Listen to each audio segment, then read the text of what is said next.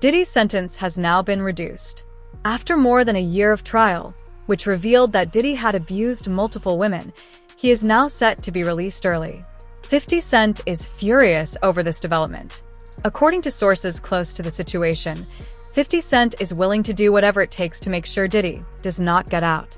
On Diddy Combs, it looks like he could get out of prison early, not that much earlier, but a little bit. The New York Post reports the rapper will now be released on April 25th, 2028, instead of June 4th of that same year, 2028.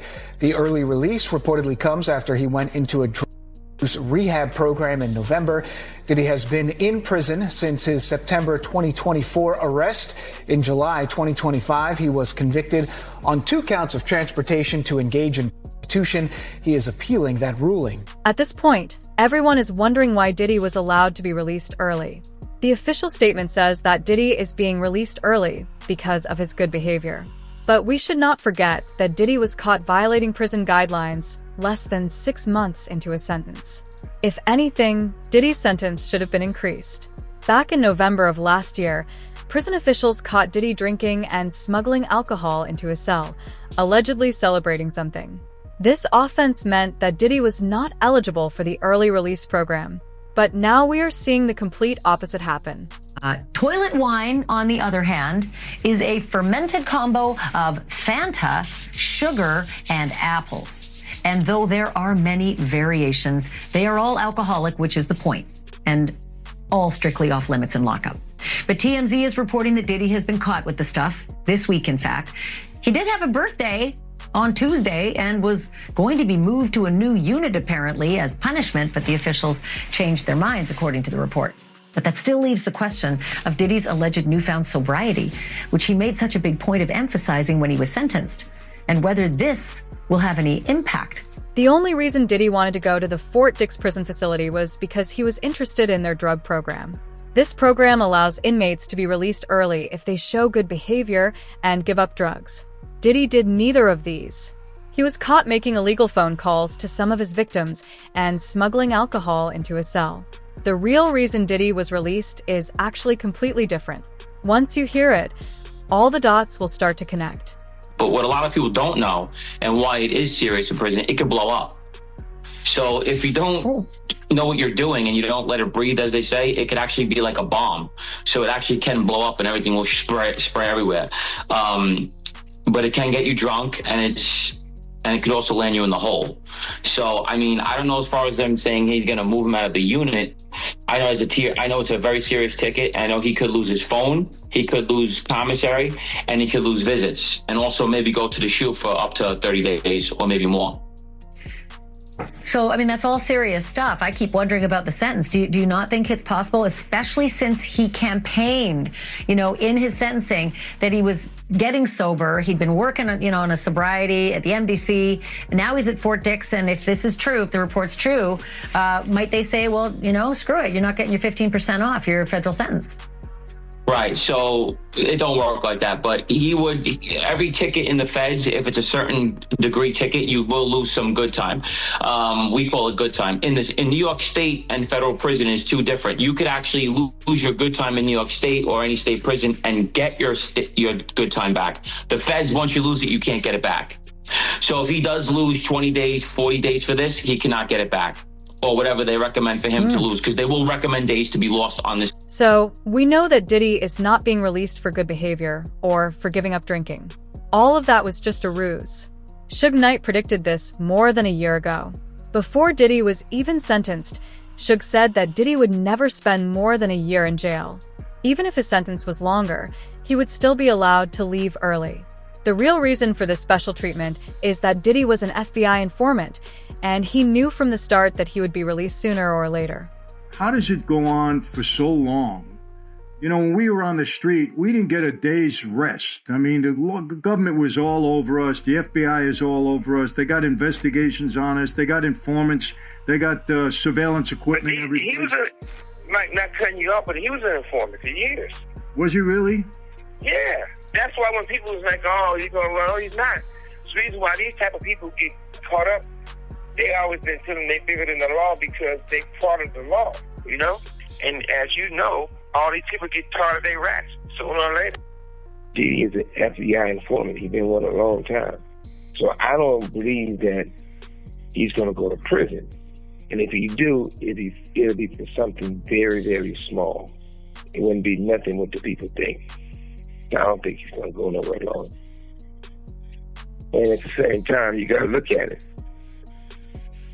The best witness they had is KPD. KPD been an informant for a very, very long time. And KPD is getting ready to go to trial for the murder of Tupac. KPD said it, everybody else know it. And KPD says the money came from Puffy, the key Tupac, and myself. So if they really wanted Puffy that bad, KPD would have cut a deal with them, got on that stand, and broke it down. That'd have been the RICO right there. That'd have been higher right there. Suge saw this coming from a mile away. Gene Deal said the same thing. He believed that Diddy was involved with the feds. So, the fact that Diddy was even arrested in the first place was surprising to anyone who had been following the trial from the start. Diddy beating almost all of the charges against him was already a strong hint that something was not right. There were hours of video footage showing him engaging in crimes. Him being declared innocent never made any sense. Puff was a millionaire. Him being a confidential informant, him getting money like that, it was favors. He been getting favors and been paying law enforcement people for years to protect him. You understand? To protect him.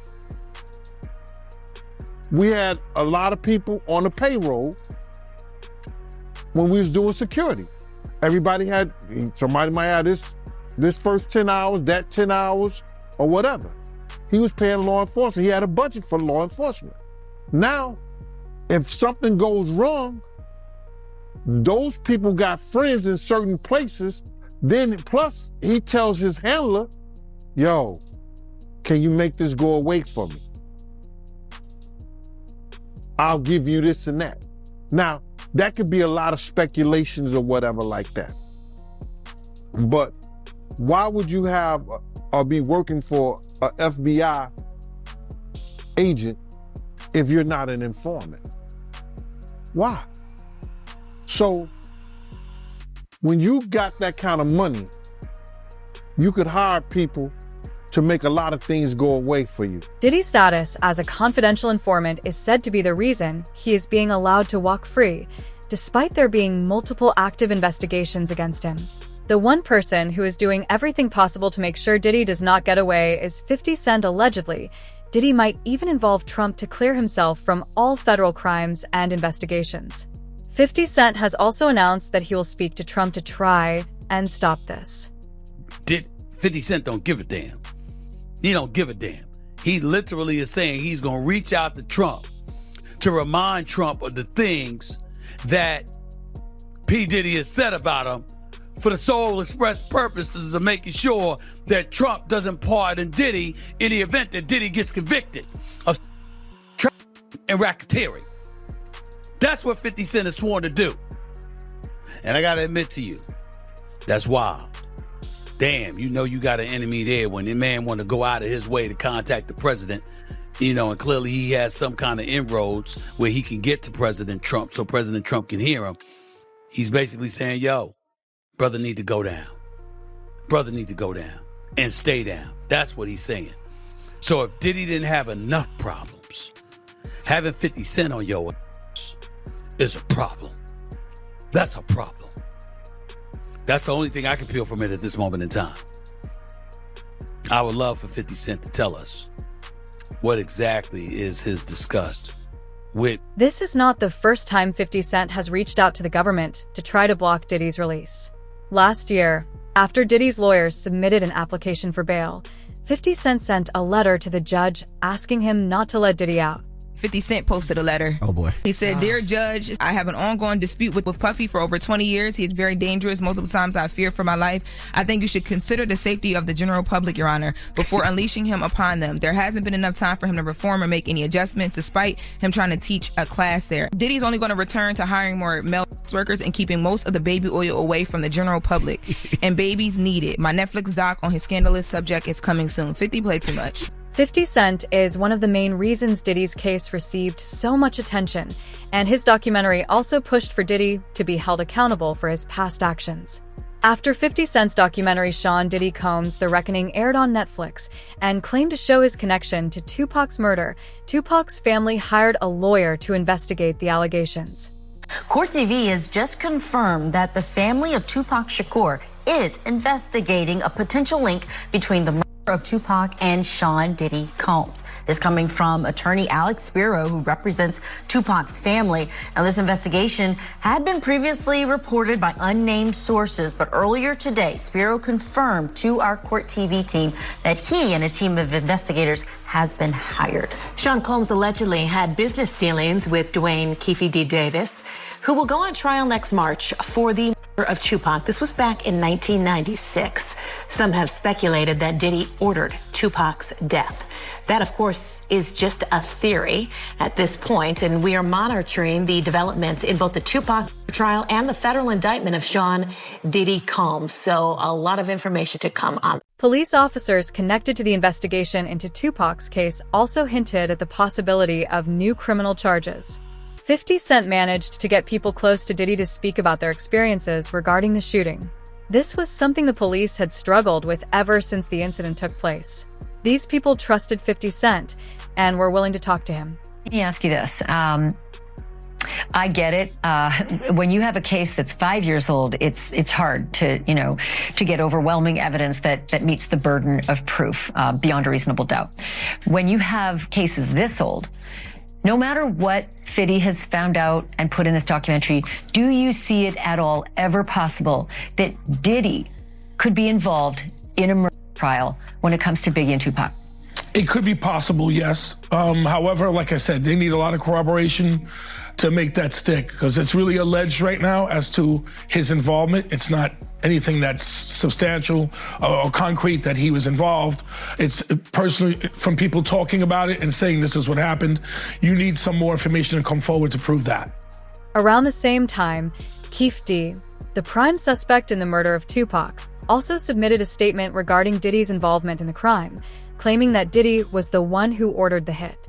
50 Cent had been saying this for years, and Keefe D's statement supported his claims.